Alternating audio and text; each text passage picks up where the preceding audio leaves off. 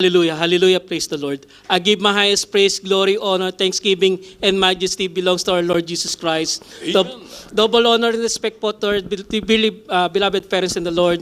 And remembering, cherishing the blessed preachings and teachings of our dearly beloved honorable pastor, evangelist Wildy Almeida, and beloved assistant pastor Lina C. Almeida.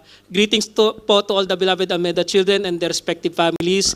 Greetings din po to our beloved preacher who are presently here with us in Doha, Qatar, and to his beloved wife. Greetings din po to all the beloved choir members, beloved musicians, and those who are presently watching us from our live webcast. And to you, my beloved brethren and visitors, a blessed and glorious day po to all of us. Hallelujah, praise the Lord. I would like to thank our Lord Jesus Christ again I would like to thank our Lord Jesus Christ for all the blessings He bestowed to me and my family, and to glorify His holy name. I would like to thank our Lord Jesus Christ for giving us our dearly beloved honorable pastor evangelist Wildy Almeida. Dahil tunay nga po, without our beloved pastor, we will not know how to properly worship, the correct way how to properly worship our Lord Jesus Christ. Sure, right, Truly, He taught us how to pray before going outside the house, before leaving our house. Because it happened to me 2 weeks ago. Because when I was about to leave, when I was leaving, going to work, so my work I usually go out at around past 4 a.m.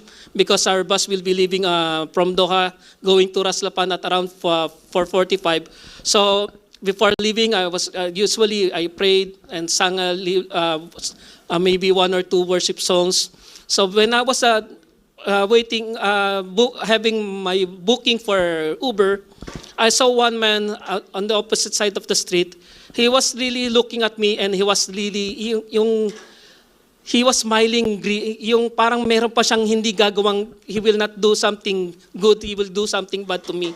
So I did not, I just ignored him, and I just continue with my booking of my Uber. And then I was surprised because suddenly it took some time before I can get a booking of my Uber. But this time it happened so very fast.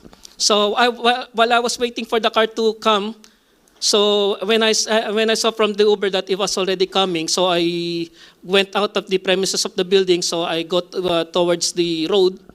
Then I noticed that this man who was looking at me, smiling at me, he was not on the other side of the road, but I noticed him. He's already on the same side of the road already with I was staying. So I was medyo kinabahan na po ako. I was already afraid at that time because I can see from him. Yung para pong nagtatago, he was hiding from one of the vehicles doon po sa right side ko, and he was slowly walking towards me, going at my back. So good thing the car suddenly was already there, arriving, and then he was running towards me. So I immediately went inside the car and then closed the door. Truly, nandun po talagang pag-iingat ng ating pinakamamahal na Panginoon. He was there to protect me. Kaya it's very important for us before leaving our house to have to worship, to pray Him properly, so He can give us a protection from our Lord Jesus Christ. So for those who are haven't heard how I was saved here in Jesus Miracle Crusade, I have so many diseases, and one of these diseases is type 2 diabetes. I was already taking this maintenance medicine for this disease for almost 8 years.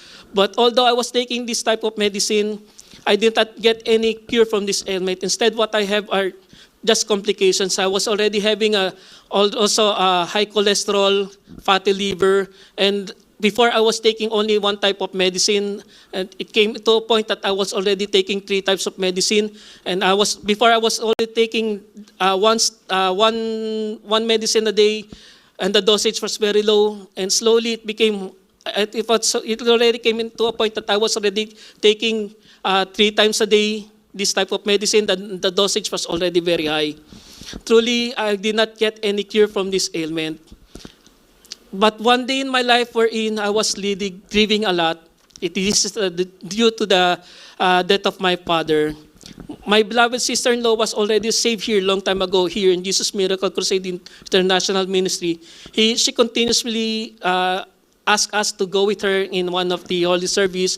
But before then, I was declining her. I was saying all of this type of Christian fellowship for me is all the same. And I was already thinking that I'm already contented with the religion that I was practicing then.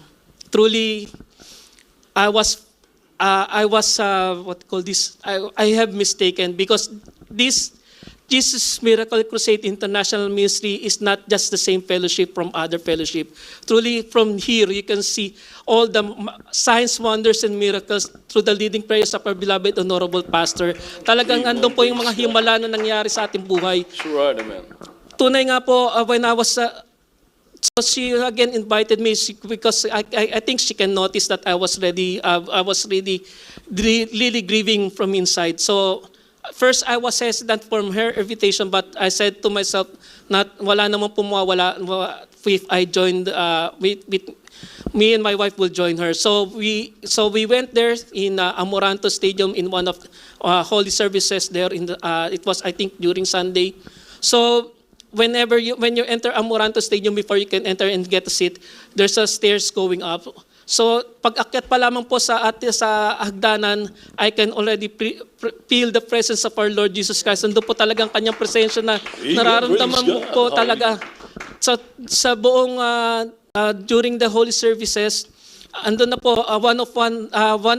slowly my questions, because I was really looking for answers. All of my questions then, due to the death of my father, was slowly answered by our Lord Jesus Christ. Unti-unti niya po sinagot lahat ng aking mga katanungan. Amen. Hanggang sa it came to a point na talagang andun na po yung peace of mind of heart na talagang binigay na ating pinakamamahal na Panginoong Hesus.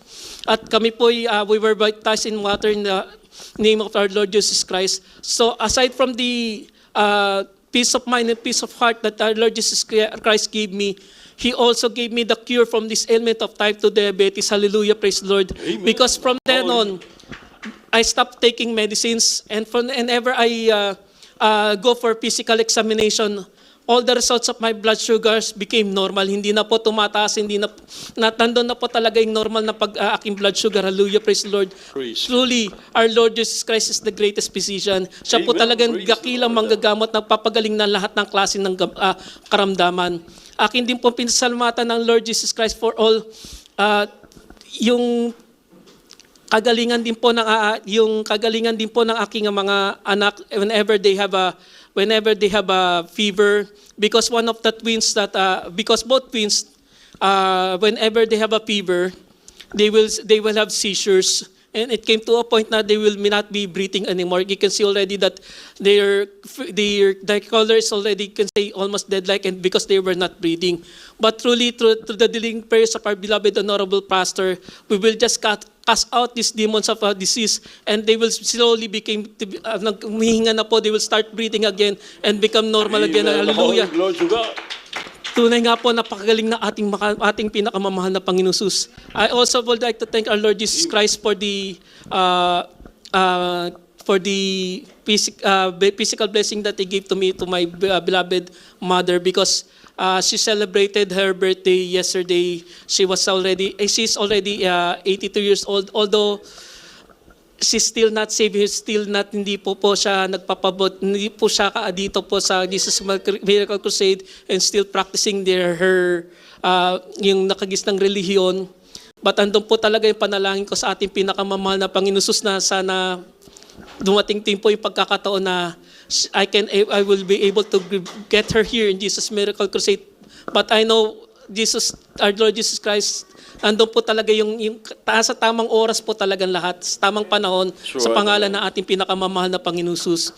I also would like to thank our Lord Jesus Christ for all the physical blessing and material blessing that He gave to me and to my family, but most especially the spiritual blessing that He gave to me and my family. That's why I give my highest praise, glory, honor, thanksgiving, and majesty belongs to our Lord Jesus Christ. Hallelujah, praise the Lord.